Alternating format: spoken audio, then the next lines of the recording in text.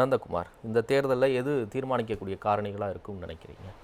இதில் பல்வேறு ஃபேக்டர்ஸ் இருக்குது. ஒன்று வந்து இண்டிவிஜுவல் ஃபேக்டர்ஸ், ரெண்டாவது வந்து சமூக பொருளாதார காரணிகள், மூன்றாவது வந்து பொலிட்டிக்கல் ஃபேக்டர்ஸ் வருது.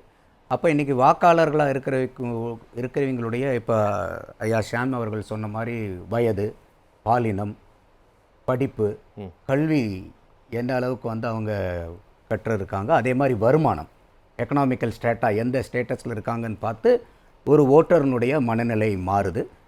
அடுத்தது சோஷியோ எக்கனாமிக்கல் கல்ச்சரல்னு நீங்கள் பார்க்கும்போது சாதி பெரிய அளவுக்கு வேரூன்றி கிடக்குது நம்மளுடைய சமுதாயத்தில்.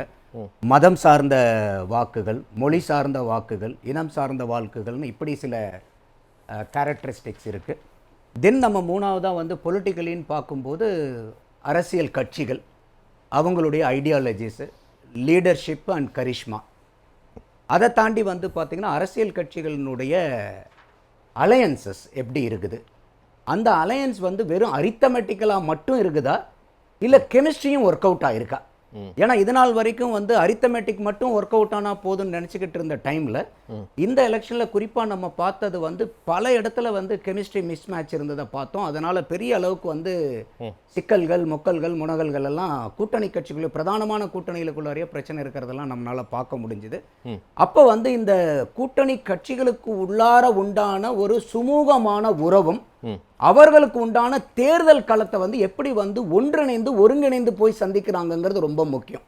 இந்த தடவை நம்ம களத்தில் பார்த்தது வந்து பெரிய அளவுக்கு அந்த கூட்டணி கட்சிகள் வந்து ஒன்னா கை கோர்த்து போய் சேர்றங்கிறத நம்மளால பார்க்க முடியல. வெறும் கூட்டணி கட்சிகளுடைய ஒருங்கிணைவு அப்படிங்கிறது மட்டும் ஒரு முக்கியமான ஃபேக்டரா இருந்துட முடியும்னு நினைக்கிறீங்க? இல்லை, அதனால தான் நான் இவ்வளோ காரணிகளை சொன்னேன்.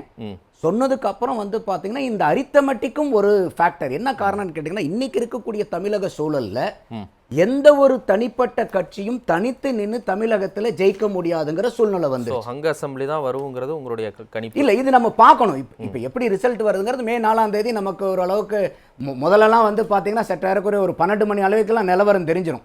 இப்போ வரக்கூடிய தேர்தலில் பார்த்தா 12 மணிக்கெலாம் தெரியாது. நம்ம பழைய காலம் மாதிரி வந்து சாயந்தரம் ஒரு 6-7 மணி வரைக்கும் நிலவரம் போனாலும் போகலாம்.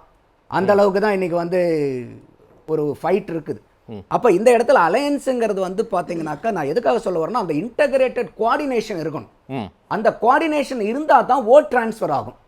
அப்போ அந்த இப்போ ஐயா ஷாம் அவர்கள் சொல்லும்போது கூட வந்து பெர்சன்டேஜ் சொன்னார். பட் நம்மளுடைய சீட்டு ஜெயிக்கிறதுக்கு வந்து மோர் தேன் த பெர்சன்டேஜ் நம்மளுடைய எலக்டோரல் ப்ராசஸ் வந்து ஃபர்ஸ்ட் பாஸ் த போஸ்ட் தான். ஸோ நியூமரிக்கல் நம்பர் தான். நீங்கள் போன தடவை 2001 தேர்தலை நம்ம எடுத்து பார்க்கும்போது ஒன்னாவதாக வந்த கட்சிக்கும் ரெண்டாவதாக வந்த கட்சிக்கும் வந்து பார்த்தீங்கன்னா வெறும் 0.5% தான் வாக்கு வித்தியாசம். ஆனால் முதல் வந்த கட்சி 132 சீட்டு ஜெயிக்கிறாங்க, ரெண்டாவதாக வந்த கட்சி வெறும் 31 சீட் ஜெயிக்கிறாங்க 2001. அப்போ ஒரு 0.5% எவ்வளோ வேரியேஷன் பாருங்க. காரணம் என்னன்னா நம்மளுடைய சிஸ்டம் வந்து not depend on percentage of the party. நீங்க சொல்ற 2001 தேர்தல்ல அதிமுக 141 சீட்ல தனிப்பட்ட கட்சியா நான் சொல்றேன். அதான் சொல்றேன், 141ல போட்டிட்டு 132ல ஜெயிக்கிறாங்க. திமுக 183ல போட்டிட்டு 32ல ஜெயிக்கிறாங்க. அப்ப அந்த போட்டியிடக்கூடிய அந்த இடங்களின் கணக்கையும் நம்ம இதுல சேர்த்து பார்க்க முடியாது. சொல்றேன். இல்ல அதான் சொல்றேன் நானும். நீங்க திமுகவுக்கும் அதிமுகவுக்கும் 0.5% டிஃபரன்ஸ்ங்கிறது கரெக்ட் தான். ஆனால் போட்டியிட்ட இடங்களையும் நம்ம சேர்த்து கணக்கில் எடுத்துக்கணுமா அப்படிங்கிறதையும் நான் கேட்க வரேன். இல்லை, நீங்கள் எக்ஸ்ட்ரா போட்டி போட்டது எவ்வளோ நம்பர் வருது அந்த 2 கட்சிகளுக்குள்ளார, அதை அப்படியே நீங்கள் வந்து திமுகவுக்கு ஆட் ஆன் கூட பண்ணிக்கிங்க. அந்த வித்தியாசத்தை மேட்ச் இல்லையே 0.5%. அப்போ ஏன்னா நம்மளுடைய சிஸ்டம் வந்து first past the post. Okay, அப்போ ஒரு ஓட்டு நம்ம அதிகமாக வாங்கினா கூட ஜெயிச்சிருவோம். அப்போ more than the percentage absolute vote matters. இப்போ ஸோ அந்த இடத்துல வந்து பார்க்கும்போது அந்த கேண்டிடேட்டு இங்கே முக்கியத்துவமாக ஆகிறார். ஆனால் இப்போ நிறைய பேர் கேண்டிடேட் அப்படிங்கிறத கடந்து இப்போ யதார்த்தத்தை பார்க்குறோம். நேற்றுலேருந்து வெளிநாடுகள்லேருந்து நிறைய பேர் ஃப்ளைட்டு பிடிச்சி வர்றாங்க. ஃப்ளைட்டில் அவங்க விதவிதமாக பிரச்சாரம், பாடல்கள் பாடுறதை பார்க்குறோம். விமான நிலைய கூட்டங்களை பார்க்குறோம், பேருந்து நிலைய கூட்டங்களை பார்க்குறோம். எப்பவுமே இது யதார்த்தம் தான். வாக்காளர்கள் சொந்த ஊருக்கு போகிற அந்த கூட்டம் இருக்கும். ஆனால் இது வேற ஏதோ உணர்த்துது அப்படின்னு ஒரு தரப்பு வந்து அதை தங்களுக்கான ஒரு ஒரு ஒரு ஒரு இதாக கிளைம் பண்ணிக்கிறாங்க. தங்களுக்கான ஒரு நிகழ்வாக வந்து அதை கிளைம் பண்ணிக்கிறாங்க. அப்படி இளைஞர்களும் பெண்களும் முதல் தலைமுறை வாக்காளர்களும் ரொம்ப தீவிரமாக ஒரு இடத்துல குவிஞ்சிருக்கிறதா நீங்கள் நினைக்கிறீங்களா? இல்லை, அதாவது வந்து நம்ம அதனால தான் சொன்னேன் நான் ஃபர்ஸ்ட் இந்த இண்டிவிஜுவல் கேரக்டரிஸ்டிக்ஸ் சொல்லும் போதே அந்த ஏஜ் வந்து ஒரு ஃபேக்டர். இப்போ ஐயா ஷாம் கூட சொன்னார் வந்து அவர் வயசில் அவர் பார்த்ததுக்கும் இன்னைக்கு இருக்கக்கூடிய பெண்கள் பார்க்கறதுக்கும் நிறையா வித்தியாசம் இருக்கு.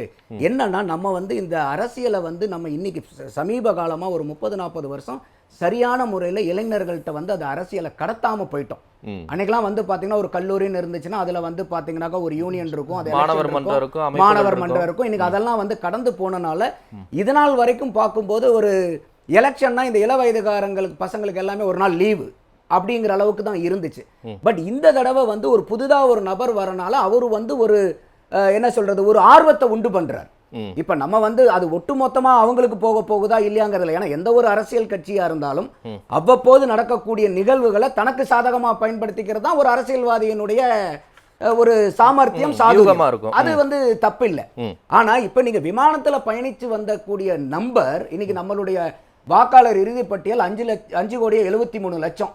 எத்தனை லட்சம் பேர் இன்னைக்கு விமானத்துல வந்திருக்காங்கங்கிற ஒரு கணக்கு வேணும்ல. இல்ல அது கரெக்ட் தான். ஆனா அந்த ஆர்வம் வந்து அதிகமா பேசப்படுகிறதுல அதனால ஆமாமா இது கட்டாயமா என்ன, அதனால தான் நான் சொன்னேன். ஏன்னா இளைஞர்களுக்கு வந்து இது ஒரு விடுமுறை நாளா இருந்ததா மாறி இன்னைக்கு வந்து நம்ம வந்து ஒரு ஜனநாயக திருவிழா ஒரு ஊருக்கு வந்து விசேஷத்துக்கு போற மாதிரி ஒரு ஆர்வத்தோட வராங்க. அது உள்ளபடியே வரவேற்பு.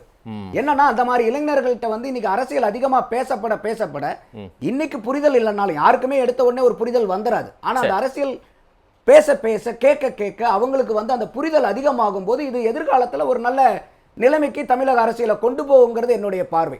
அப்போ இந்த வேட்பாளர்களும் முக்கியம். எல்லாத்துக்கும் மேல கடைசீட்ல வந்து பாத்தீங்கன்னாக்கா என்னதான் கொள்கைகள், கோட்பாடுகள், ப்ராபகேண்டா, அலையன்ஸ் இருந்தாலும் இன்னைக்கு இந்த சைலன்ஸ் டேங்கிறது வந்து ரொம்ப லவுடஸ்ட் டேவா சில நேரத்துல மாறிட்டு இருக்குது. என்னன்னா வாக்குக்கு காசு கொடுக்குறோங்கிற ஒரு இது இருக்கு. அப்போ எலெக்ஷன் கமிஷனுடைய செயல்பாடுகளும் வந்து சில நேரத்தில் தேர்தலை வந்து தள்ளி வைக்கிறாங்க. அதோடு நிறுத்தக்கூடாது. யார் காசு கொடுக்குறாங்களோ அது எப்பேற்பட்ட கட்சியா இருந்தாலும் எப்பேற்பட்ட வேட்பாளராக இருந்தாலும் அந்த கொடுத்த நபர் நிரூபிக்கப்படும் போது அவரை டிஸ்குவாலிஃபை பண்ணணும் எலெக்ஷன் சிஸ்டத்துல இருந்து. இல்லைன்னா என்ன ஆகும்னா மற்ற கட்சிக்கு இதுல பண்ணனது செலவு பத்தாதுன்னு மறுபடியும் அடுத்த தடவை ரீ எலெக்ஷன் வரும்போது அதுக்கு திருப்பி செலவு பண்ணணும். அது வந்து சின்ன கட்சிகளுக்கு அது பெரிய இடர்பாடா இருக்கும். அப்போ எவ்வளவுதான் இது வந்தாலும் கடைசி இந்த நாள்ல இப்ப வந்து நம்ம பல தொகுதிகளை பார்க்கிறோம். நம்ம கலெக்டர் ஆபீஸ்ல போய் அவங்க உட்கார்ந்து மாதிரி இருந்தெல்லாம் கேன்சல் பண்ண சொல்றாங்க. சோ அதெல்லாம் நம்ம கண்காணிக்கணும். அப்பதான் வந்து ஒரு நல்ல முறையில ஒரு எலெக்ஷன் ரிசல்ட்டை நம்ம எதிர்பார்க்கலாம். ஓகே. இல்ல இப்போ வந்து ஒரு ஒவ்வொரு தொகுதியிலும் தனிப்பட்ட பிரச்சனைகள் உண்டு. எல்லா தேர்தலையுமே இது உண்டு. இந்த தேர்தலில் மட்டும் இல்லை. அதுக்கு எல்லாமே வந்து பாத்தீங்கன்னாக்கா ஒரு முத்தாய்ப்பு வச்ச மாதிரி ஒரு மாநிலம் தழுவிய பிரச்சனைகள்னு ஒண்ணு இருக்கு. அப்ப இன்னைக்கு வந்து நம்ம தமிழகத்தை எதிர்நோக்கி இருக்கக்கூடிய பிரச்சனைகள்ல வந்து பிரதானமா இருக்கிறது வந்து சட்டம் ஒழுங்கு பிரச்சனை, கஞ்சா போதை கலாச்சாரம், அந்த போதையினால வரக்கூடிய கூட்டுப்பாலியல் வன்கொடுமை கலாச்சாரம்ங்கிறது இது வந்து 2 வயசு குழந்தையிலிருந்து 80 வயசு பாட்டிக்கும் வித்தியாசம் தெரியாத அளவுக்கு இன்னைக்கு வந்து நடந்துகிட்டு இருக்குது. அப்ப இது வந்து இன்னைக்கு நான் அதனால தான் பல தடவை சொல்லியிருக்கேன், ஓட்டர்ஸ் கிட்ட வந்து ஷை ஓட்டர்ஸ், சைலண்ட் ஓட்டர்ஸ் நிறைய இருக்கிறாங்க. அவங்க வந்து வெளிப்படையா யாரும் சொல்ல மாட்டாங்க.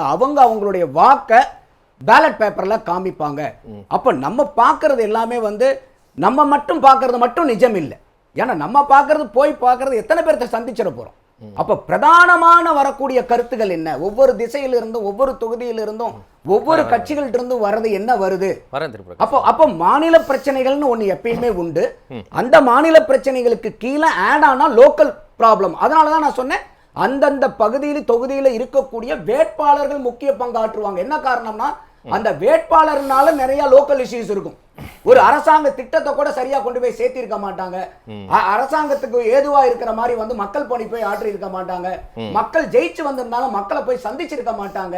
அப்ப இந்த மாதிரி எண்ணற்ற சிக்கல்கள் இருக்கு. இது புதுசு இல்லை. ஓவரால் தமிழ்நாடு தழுவிய பிரச்சனைகள், ஒவ்வொரு தொகுதி தழுவிய பிரச்சனைகள். அப்ப இது நிறைய ஃபேக்டர்ஸ் இருக்குது. இப்போ இன்னொரு சேனல் போறாரு. அதனால நமக்கு வந்து ஒரு பிராக்டிக்கலா பேசணும்னா போன தடவை திமுக வந்து 188 சீட்டு நிக்கிறாங்க. ஐயா ஷாம் அவர்கள் கட்சி பேர் சொல்லலாம்னு ஒரு தைரியம் கொடுத்தனால நான் சொல்றேன். அந்த கட்சி சொல்லலாங்க. நான் வந்து ஒரு அடைமொழிக்காக தான் அப்படி சொன்னேன். இல்ல நம்மளே எதா இருந்தாலும் நியாயமா நடந்துக்கணும், அரசாங்கத்துக்கு ஒத்துழைக்கணும் நம்ம. சோ அப்ப வந்து போன தடவை 188 சீட்டு நின்னு அவங்க வந்து 133 சீட்டு ஜெயிக்கிறாங்க. அவங்களுடைய கன்வர்ஷன் ரேட் என்ன உங்களுக்கு 70%.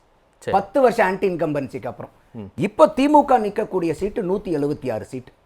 அப்போ இந்த 5 வருஷத்துல இன்னைக்கு இருக்கக்கூடிய பிரச்சனையில அவங்க சிங்கிள் மெஜாரிட்டியா வரணும்னா 118 சீட் வேணும். அப்போ இது 67% வந்து அவங்க கன்வர்ஷன் ரேட் வேணும்.